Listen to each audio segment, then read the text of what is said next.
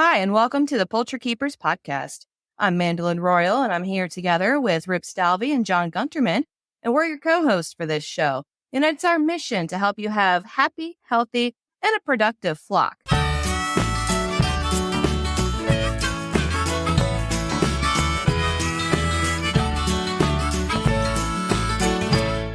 I wish I would have known what it meant to really breed, because historically I've hatched a lot of eggs, but I wasn't really breeding. I was just putting fertile eggs in an incubator. And to me now, that's a different distinction of what breeding means. So as soon as we got to this property and I'm looking at the space available and I was looking at this beat up, tore up, fallen down barn, and we decided, you know what, let's make that the chicken coop. If it falls in on birds, they'll probably survive, but we can't use it for storing expensive equipment. We can't use it for large animals. So we started working on this barn and converting it. And the first thing I did was go and order enough different breeds to put a different breed in each pen. And turns out that's not how you breed. It's just how you get hatching eggs. And once I started seeing what it really took, what it really meant, what was really required, I started systematically dropping off the other breeds that I didn't like as much as some others until I really did drop us down to one single variety, which got a little boring. So I have side science projects going on. But had I known then what I know now. You got down to one variety of one breed or one breed? One breed, one variety. Okay. Same color. That's because you haven't gotten any of the splash breasts yet. I started out with 3 trios and I built it up to what it was. But I am convinced, based on what I learned from my mentor and what I experienced in myself, that if you line breed 3 trios properly, you can go on forever and ever and ever and ever without having to use the outcross word. Yes. That's what I've heard, and I've been putting it in practice, and so far it's true. A lot of folks refer to it as the spiral clan mating system, where basically you have a core group of females and you rotate your males. Is that correct? The clincher to that, though, is your selection. Yeah, well, that selection is always vitally important, no matter whether you have 3 trios or 300 trios.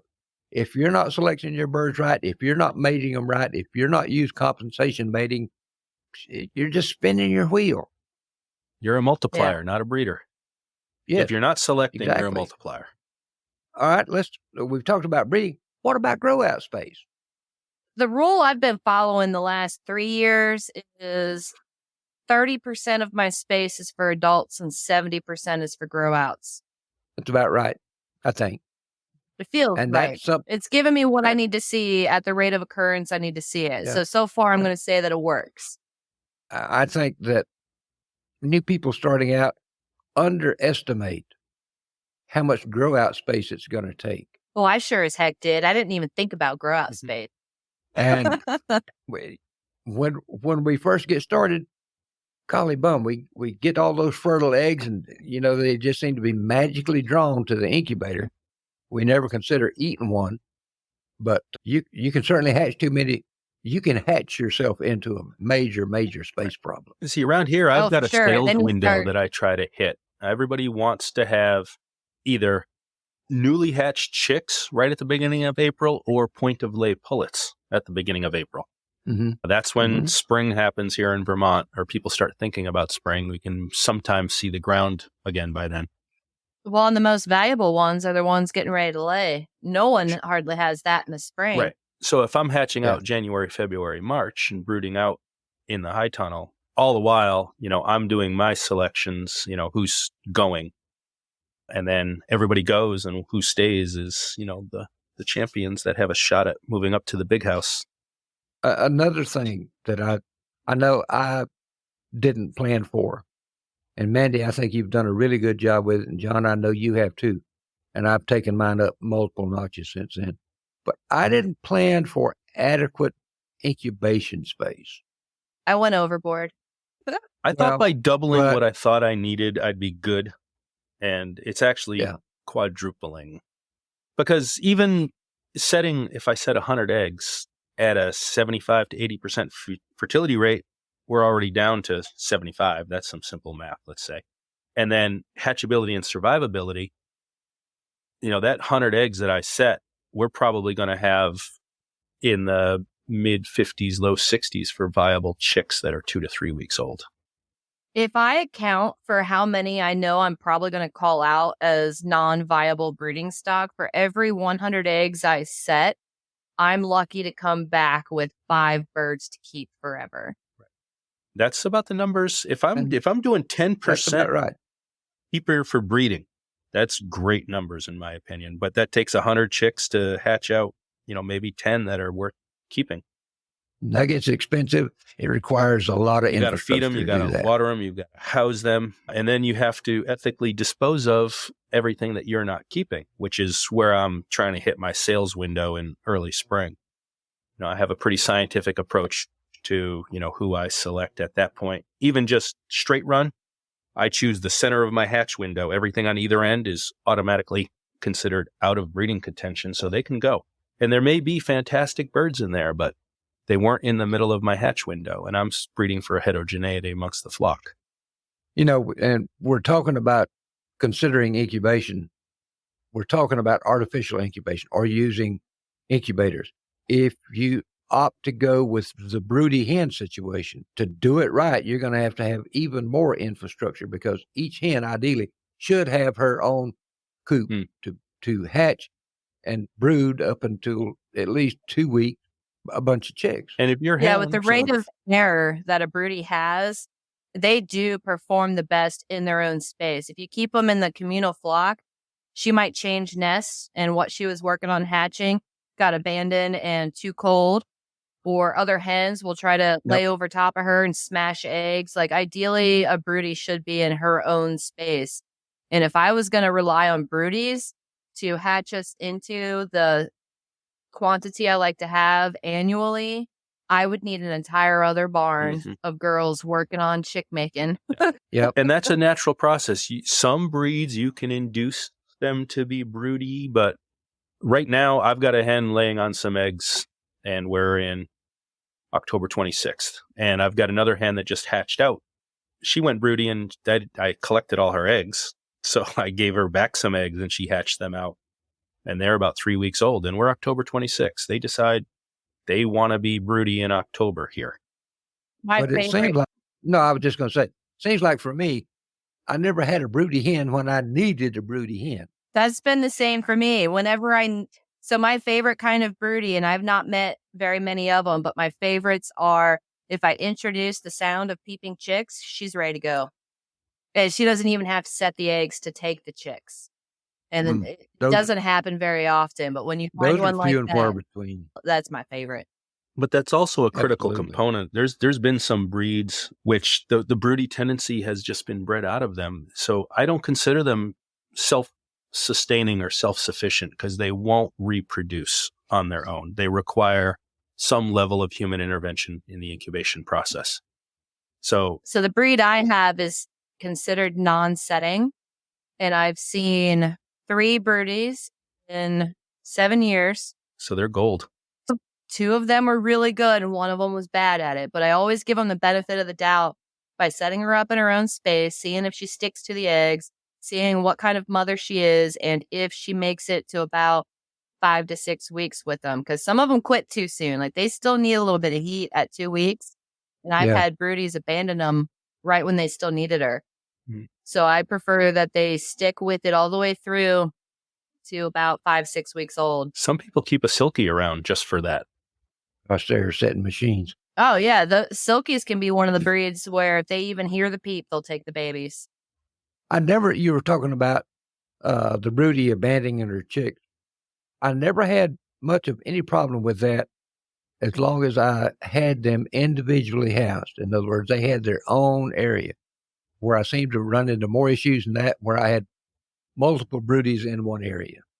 I've had some that were bad at it, and I don't know if they were trying to help the chicks and then got distracted, but they were killing them as they hatched. I had a hen, I gave her a bunch of eggs because she decided she wanted to be broody, and I had some extras, so I'm like, let's give them to her. As they were hatching, there was a mixture of Chanticleer and Buckeye eggs that I gave her, and she was killing all the Buckeye chicks. As soon as she saw it wasn't a white chick, it was out. And Well, that's weird. yeah. So, she didn't survive much longer after that. Let's talk about flock care, and especially the difference between caring for commercial hybrid birds as opposed to the dual purpose standard bred birds that so many of us work with. And Mandy, you kind of touched on this, and I think you probably had as much experience recently as any of us. But tell us about what you found about space needs between commercial birds and standard bred birds. So when we were doing commercial meat type birds, they were lower in their requirements, mostly because they were lazier. They didn't have that drive to get up and go and do all the chicken things. And we were able to have more of a condensed footprint with them. But when we got into the larger birds that had that desire to go range, we had to change a lot. So our tractor design, when we do pasture tractors, they're a walk-in height, so I can get in there with them. And that matters more for catch day, if that makes sense. Like if you know you're going to eat these males and you put the males off into a tractor and you cruise them around for another 10 weeks to get them up to like 16 weeks old or so. But when you go in there to catch them, those birds have wings and they're going to use them versus the commercial types that'll just kind of, run as far as they can. And then you can just snatch them pretty easy. So I'm not sure how those low to the ground tractors would work for the bigger birds that can fly. But I just foresee like when you open up the top of that lid, they're just going to all fly out. And maybe it's my experience with quail showing. And then they're everywhere. And it turns into an entire day of trying to catch all these birds. And hopefully you weren't trying to process on the same day. The walk-in height really made a big difference. And all of my pens are walk-in height because I don't want to stoop. I don't want to crawl. I'm not chasing them while I'm on my knees. So the ease of care was a lot easier when I could actually get in with the birds in every housing scenario with the exception of brooders. Brooders, I like those to be like waist height, chest height, so I can pop right in. They're right in front of my face. I can see them. Smaller the bird, if they're down at floor level, how often do you want to be on the ground trying to catch them? Or I gave up crawling around a long time ago. Yeah. Doesn't work well pens for that me. I like have, it's 2x4, or excuse me, 2x2 and 8 feet long, and they have a hinged lid. So I can set food and water in or out, but it also has a door at the end. I can let them out to day range, or on collection day, I can just put a catch pen on the other side of that door, and they'll just walk down into the box at the other end, and then I close the door on them. And yours are long and skinny to make that a viable catch method. Yeah, it's 2 feet tall, 2 feet wide, and 8 feet long. That's a good consideration. But I also, from raising quail, and they're actually a little too tall for quail. They're in the death zone.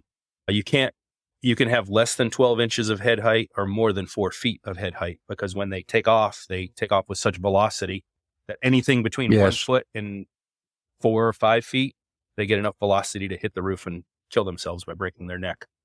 I have experienced that. And large fowl can do the same thing. So that's a consideration. You don't want them, you either need full height or reduced height. And the in-between is kind of a danger zone. I find that comparing modern hybrid birds to my standard bred birds, the standard bred birds can flat out run one of those chunky. Yes. And they know how to use their wings for extra momentum while they're running. Really cute. Oh, yeah, they absolutely. Get fast. But I try to allow more space for standard bred birds than is recommended for the commercial hybrids. They require a lot less space. The other thing that I see a difference in is feed requirements for commercial birds versus standard bred birds. And one thing that I want to encourage folks to do is to make sure that you're feeding an age appropriate diet for your birds. And, like we always like to say, make sure you're giving them grit too. I like to do starter up until they are about 8 weeks old. Then I'll transition them over to grower and keep my birds on a grower ration until they start laying eggs. And then at that point, I'll switch them over to a layer feed. And it saves money. I like You're not overfeeding yes, or it does. underfeeding. But I think standard bred birds need slightly more protein than the modern hybrid. I agree. Well, they were designed when we had a lot more offal and meat protein products in our feed than we do now. And they're missing some of those critical components that are only available from a meat type protein. Hybrid birds need less protein to do what they do, but it seems like they require more feed in the end to get to that harvest weight or to get them into egg production and to maintain that egg production just a little bit more, it seems like, than standard bred birds do. And those are some of the things you got to take into account. Now, on my chick starter, I use a 22% chick starter, and it has a good bit of fish meal in it. And I get phenomenal rates of growth and development out of that. When I transition over to a grower, I drop the protein content back down to about 18%, and that'll take them all the way through. It'll grow the frame, the fleshing, the feathers perfectly. Yes. When they start laying, then I'll drop it back to a 16 to 18% layer, probably closer to 16%. But the key to those feeds is really the key to any poultry feed. You got to have good levels of amino acid. And honestly, that is so lacking in many of the feeds on the market today. The big brand name feeds are lacking in amino acids, and the bargain basement price feeds are lacking big time in amino acids. There's not nearly enough amino acids in there. I like to shoot for a level of about 1% lysine and about 0.5% methionine. Mm-hmm. And as long as you can get real close to that, you're going to have the best developing birds on the block. Yeah. And those are amino acids that are only available from a meat type protein. So we can turn to fish meal for that if you source a good high quality.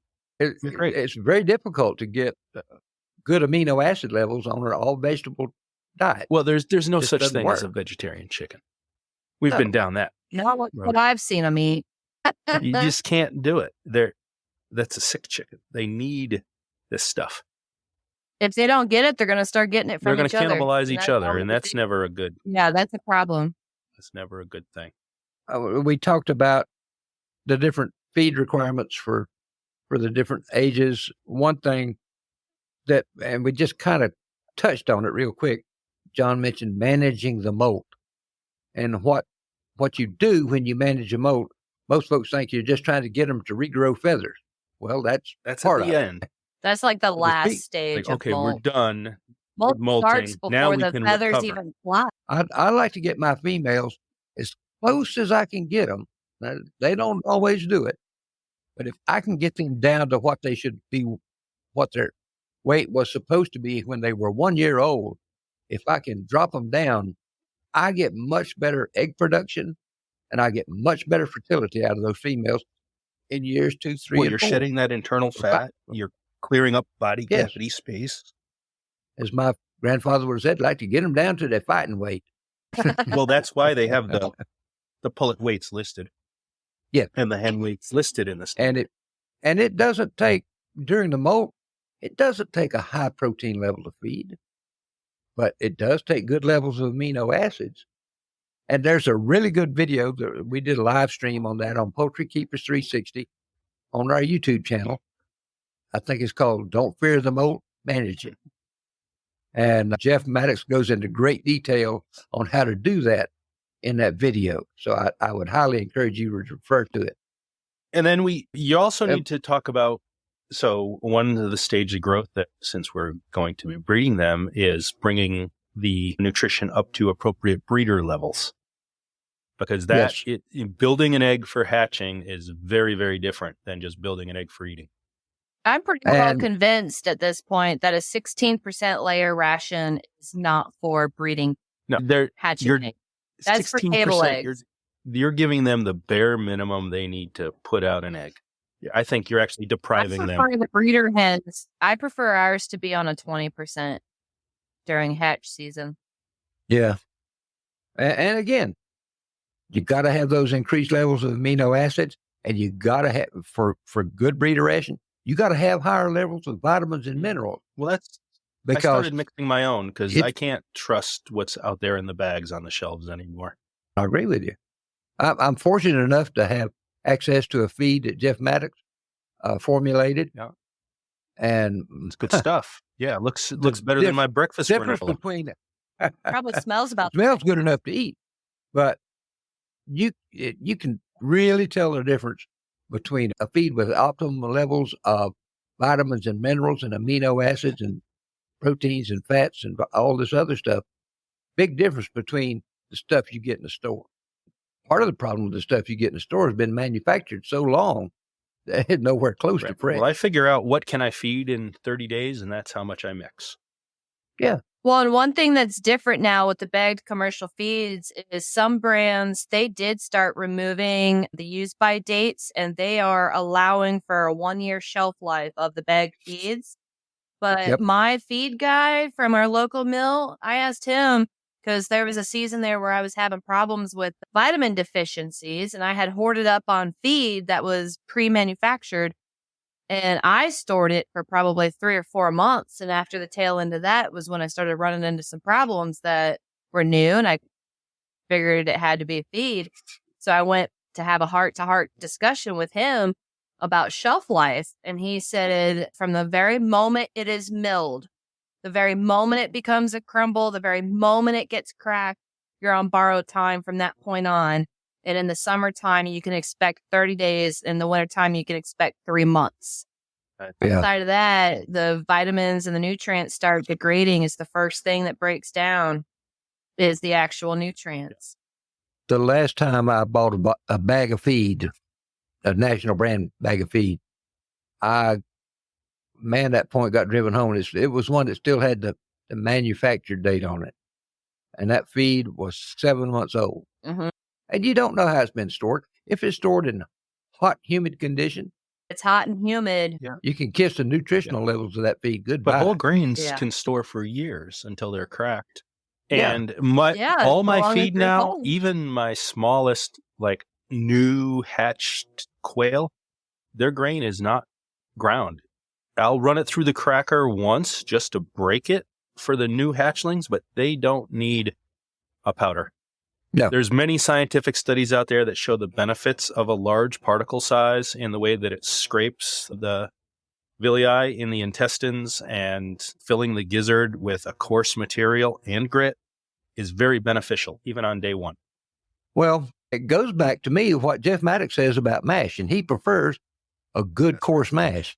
He said you should be able to identify what's in that feed. You should be able to identify corn. You should be able to identify the pieces of soybean. You should be able to identify wheat and oats. But when it gets ground up into all this powder, no, I can't tell what it is. And they will candy pick. They'll go for the corn first, and then I watch what they go after. In my case, they go for corn and then barley in that order. And in the process, they pick up all the other stuff that's with it. Now, even with that coarse ground mash, okay, there's still going to be some fines in there, because that's going to be your vitamins and minerals. And if they've added amino acids, soy meal, it'll be your fish meal. Yeah. All the meat that go into a mash. But, chickens naturally go for the big pieces first, just like a kid in a candy store. See, that's an important point, is no matter where you are in the country, you're going to need to import a component of your feed. If you're going to make your own feed, nobody lives anywhere where they have everything they need, like right down the road. So you're going to have to ship some component in, but for the most part, you can definitely make yourself a balanced ration. And there's the Poultry Nutrition Facebook group that Jeff Maddox hosts with all sorts of awesome free advice. Jump on there, ask your questions, say, this is where I live. These are the grains that I have available. What can I, make a quality feed? I haven't yet adventured into that rabbit hole of formulating our own feed. I'm still relying on what would be considered bagged commercial crumbles, but I am top dressing with the Fertrell supplement. And I got to say, there was some big changes. Putting that in. And just their demeanor, how they behave, the gloss to their feathers. I know they're just boring white birds, but there's a sheen to them that they didn't have before. And now that we've been feeding that supplement for almost a year, I think we're about 9 months into using it. And I've seen nothing but positive results. So I'm definitely going to start ordering the big bag. It's just like taking a multivitamin as a child, the Flintstones chewable. I mean, you're feeding them. Oh, no, those are the worst ones. I know, but you know the idea. No. The very there's first better thing quality vitamins. that I'm sure there's better, but the analogy is there. Or When I look at what I folic spend acid on for pregnant supplements women. for us. Very first thing they do, Oh, right? yeah. Prenatal vitamins. Prenatal vitamins. And that's when you need to start thinking about your chick nutrition, is when the egg is being That's where I made. think their supplement for hatch season. That's like their prenatal vitamins. It is, absolutely. Yes. Yeah, well, what really got me on Jeff is what got me on the nutritional bandwagon. But what really was a gigantic eye-opener for me was when I started using that Fur Trail Showbird and Breeder supplement. And I had a group of young barred rocks at the time. And they weren't wild by nature. They were not people friendly. When I would come up, they would just kind of go the other way. Well, after I added that Fur Trail Showbird and Breeder supplement to the crumble that I was using, in about 3 days, they had totally brand new They start attitudes. picking up the eyelets on their shoes? Yeah, in 3 days. 3 days, there was a change in demeanor. Because it took 4 weeks for nutritional changes to really be more apparent? About 30 days. They calmed right but down. before that. Like I said, they were much calmer. They would even come up to me, and I thought, whoa. And then at about 30 days, when I would handle them, I thought, my gosh, these birds have all of a sudden gotten meatier than what I'm used to. And I was talking to Jeff about the changes I saw one time. He said, yeah, that's about right. He said, the added B vitamins in that Showbird and Breeder supplement is what calms them down. Yeah. And he said the added nutrition, the added amino acids, the fish meal, the higher vitamins and mineral content, that's what puts suppression on them. He said, now wait till they mold out and get their adult plumage. He was right. Yeah. Good grief, Charlie Brown. I had no idea how much I was missing by feeding sheep. I didn't either. I had no well, idea. If it's all 16% layer and it's all the same, I'm going to buy the least expensive. See, that's where I had. That's the trap. And if you buy it by the pallet or half pallet, you can save an extra $1 per bag. That's another huge trap. Now you've got a year's worth of feed that, well, now that we know that it goes stale in 30 days, why would you do that? Yeah. See, I had always. You're going to get back in problems sometimes. I had always trusted the feed manufacturers.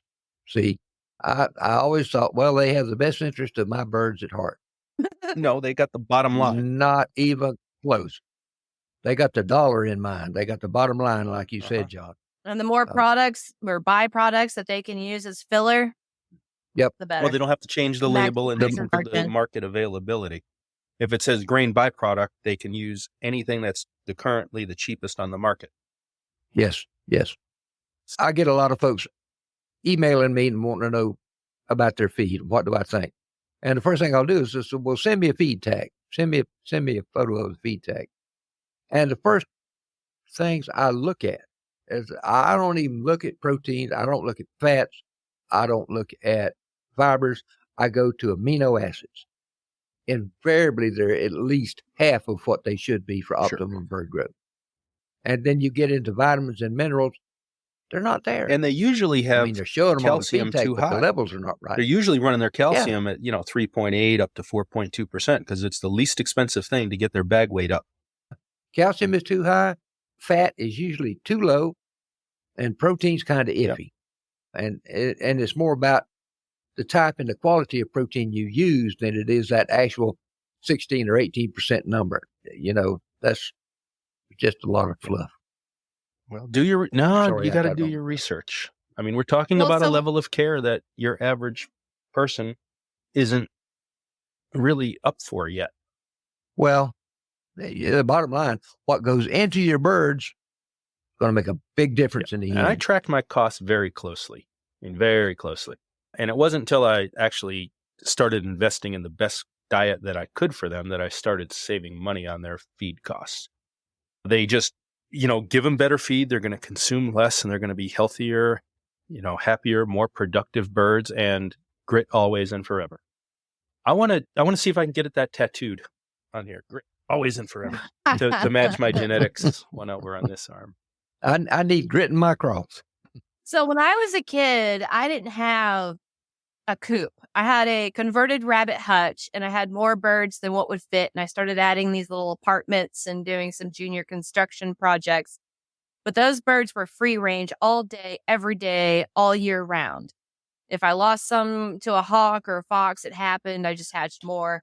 But their diet was scratch grains and free range. I didn't have layer feed. I didn't know anything. This is like 1980s. My parents didn't care. I said, she wants chickens, let her have chickens. Uh-huh. So they would take me to the feed mill, would get scratch grains, but there wasn't any layer feed. There wasn't any grower starter. It was bare minimum. Go find it for yourself. But my hatch rate was 100% was easy. And then when I got out on my own, I had my own birds, and I was footing the bill for myself, and I was feeding them the layer feed, and they didn't have free range. The hatch rates plummeted. So I've been on this pursuit to recreate the free range diet to get back to the benefits that came from that. And that's about impossible. But very hard start to driving do. around But picking up roadkill and throwing it to your birds. well, I mean, deer hunting season's about to be here. So you It can is. give them a carcass of It a rib is. cage. And I know a lot of folks What? are turning to black fly soldier larva farming. You can do it on a very small scale, and it's supposed to be a great protein and vitamin source. That's what they say. And I'm thinking about bug farming now, but lately I've just been opening up run doors into the apple orchard and letting them go find Well, stuff. if you need to get rid of that old stale feed and your manure, that's a great use for it, as well as composting. Oh, yeah, I guess that's Yes, true. the black soldier. Mealworms, too, I think they Precise. do off of grains. The same thing you feed your And you chickens, it's can just once removed. So feed that starts getting old, especially if it's moldy or it gets any funk in it whatsoever, don't give it to your birds. Throw it in your convert it compost. Give to, it to the worm bin if you need to. yeah, Yeah. convert it to bug food. And then the birds will eat the bugs and everybody will stay happy and healthy. Thank you for joining us this week. Before you go, make sure you subscribe to our podcast so you can receive new episodes right when they're released, and they're released every Tuesday. And if you're enjoying this podcast, we'd like to ask you to drop us an email at poultrykeeperspodcast@gmail.com and share your thoughts about the show. So thank you again for joining us for this episode of the Poultry Keepers Podcast. We'll see you next week.